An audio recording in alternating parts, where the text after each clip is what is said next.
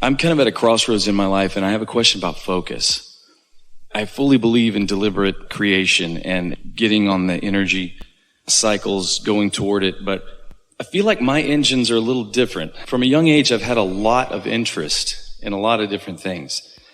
And to be honest, without being arrogant about it, I feel pretty well suited for most everything I want to do. We agree. It just feels like if I were to pursue this avenue, I'm giving up 4 other avenues. Unless you're delegating, unless you're using the leverage that creates worlds, unless you're taking your satisfaction from focus and you're letting the law of attraction bring all the cooperative components in to accomplish it. In other words, you're right if you think that you have to be the doer of all of the aspects of all of the things. Yeah. But what if you are the creator? What if you're the creative genius? What if you're the flower of energy? What if you are the architect or the orchestrator? What if you're the architect of the building, not the construction crew? That's good. I do like doing. I like doing things, but I can definitely see how that would limit Well, we like you doing too. Doing is delicious. Doing that is inspired just makes everything that you've flowed worth every focused moment about it. The action part of it matters a lot. Your action can be satisfying, but action that is inspired by alignment is so much more satisfying than action that comes out of a need or necessity. And so as you acknowledge that, here's the way we would understand it if we were standing in your physical shoes. If you feel interest, that means energy is flowing. And unless you do something to block the interest by doubting or worrying or pushing against something, the interest is going to grow. And with the interest growing within you, the cooperative components that are necessary grow too. So at the same time that you're saying, I'm interested in this and this and this, you're also saying, but I have the limitation of time, which means I want to attract plenty of others that can fill in those things. And it's such a beautiful, balanced world where there are people that want to do the things that you don't want to do, or are only ready to do the things that you have let go. In other words, Esther used to worry.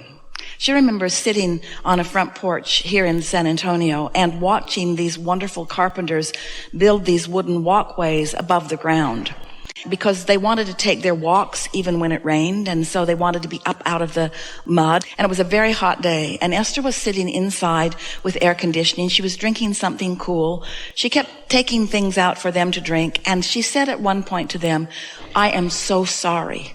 Like she was apologizing that her desire was causing them to have to work in the hot sun. And they said, hey lady, we like the work. And it sort of shocked her into a new awareness that they weren't out there angry at her for being inside where it was cool. They were appreciating the project and the work and the food that they would buy with it and so forth. And so when Esther stopped trying to figure out what was best for everybody else and accepted that law of attraction's figuring that out, that law of attraction is bringing to you what you're offering, and that everyone's inner being is showing every single one of them the path of least resistance for them. And that you can't control the path of least resistance for anyone else, but you sure can control it for yourself by keeping yourself in those good feeling places. Then you find yourself in this flow where ideas are coming to you and ideas are coming to others, and you come together in this wonderful co-creative experience where all of you are so much more than any of you could have been without the gathering of all of you being together. And then you revel in the clarity that flows through you. Don't you just love being on a project or with a group of people who have talents that are different from yours, but who are tuned in, tapped in, turned on, so that each of you can bring the best piece of your interest, the thing that rings your bells the most, to the equation? And isn't it the most delicious thing when someone else adds to it something that you didn't add, that you couldn't add, that you didn't want to add, but they added it and it was a necessary component, and everyone benefited by what they added and they added and they added and they added. And so then you get this creation, this manifestation that you are all focused upon, and each one of you then receives the fullness of the gladness of what every one of those contributors added to it. so that you revel not just in the part you played, but in the part they played and they played and they played and they played, so that you're uplifting all of them in your appreciation of what they added. Don't you kind of want that? I want that. That's what I want. Yes. Yes. Oh my God, yeah. So let those juices flow. And never again, or well, do whatever you want, and you probably will again, but don't say there's not enough of me to go around, because there is enough of you, because you have endless energy. You just got to get your valve open so that all that you are can flow. And you got to see yourself as not doing it alone, because some of the most delicious, satisfying experiences are when the others who you put in your vortex a long time ago come out and play with you, and they get to revel in the sunlight that you're shining. Wow, what a treat. Both to see Esther and Abraham both was cool. What I'd initially thought to ask was about contrasts. And like you always do, you answered my question pretty much at the beginning. But perhaps you could elaborate more on it, the deliciousness of the contrast, and as you elevate and get more and more of what you want, how do you keep that cycle ever spiraling upward? Let's explore the subject of contrast through the lens of the new train analogy. Contrast is variety, and contrast is choices. For example, I desire or I like good feeling experiences. Plunk an engine down going that way. I like travel. Plunk an engine down. I like staying at home. Plunk an engine down. I like being by myself. Plunk an engine down. I like being with others. Plunk an engine down. You get where we're going? Choices. I like potatoes, and I like salmon, and I like really good steak, and I like a beer every now and again. In other words, choices. Choices. Now, choices and contrast can be used interchangeably, the words, or even the meaning. But think about, I want to be with other people. I don't like being alone. I really like travel. I hate staying home. I like being at home.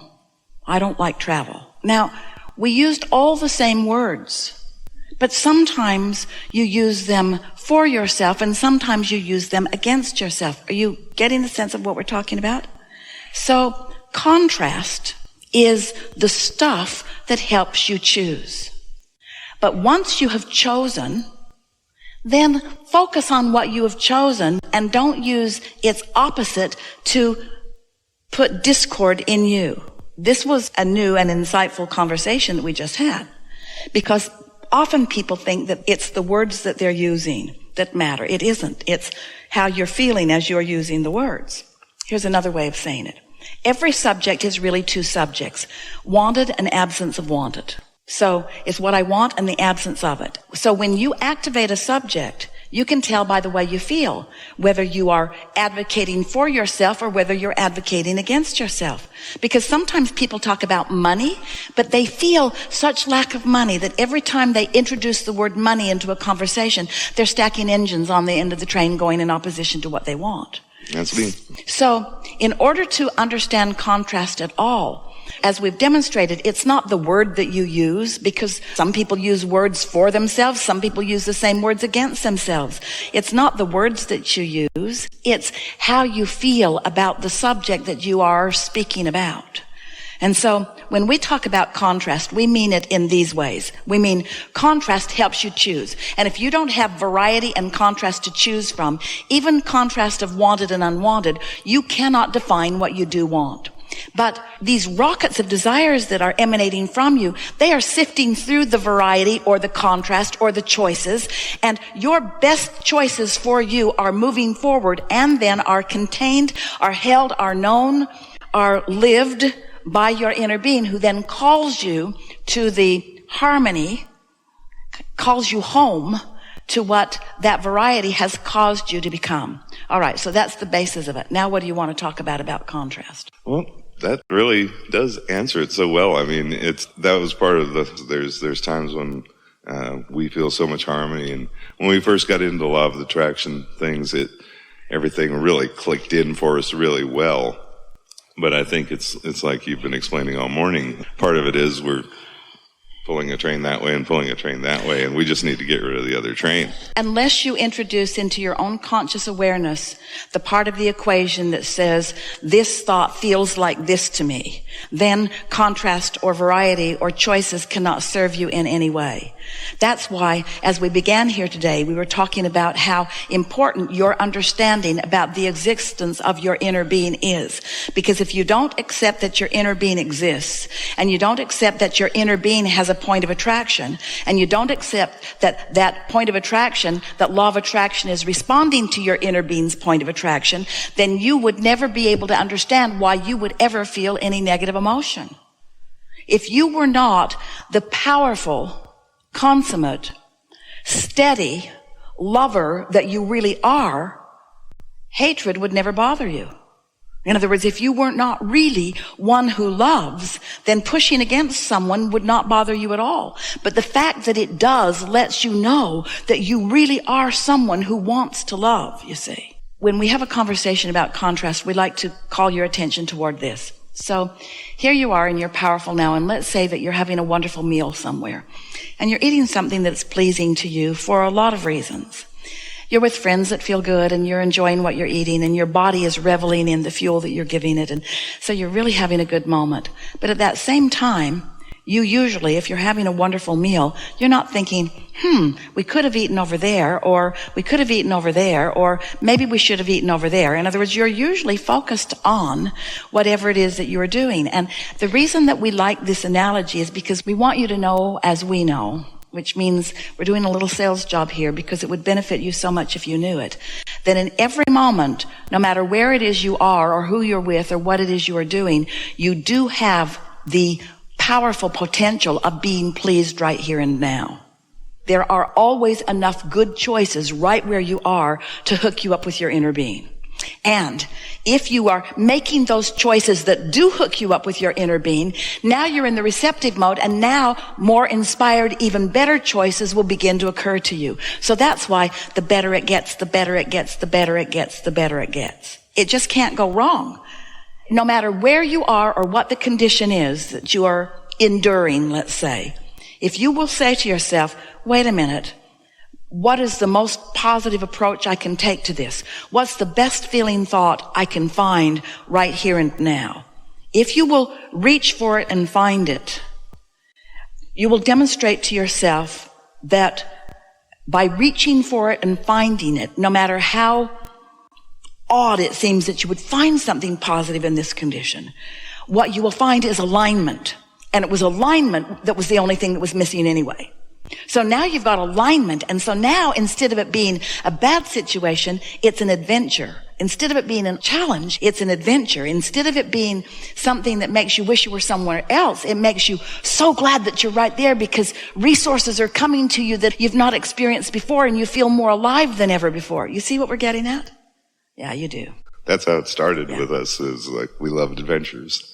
And this was an adventure just coming here, and it gets better and better. If you are aware that you love adventures, then that means you have often been in vibrational alignment with your inner being, who is all over the idea of expansion and adventure. There's nothing in the vibrational makeup of your inner being that says, let's lay low and play it safe. There's nothing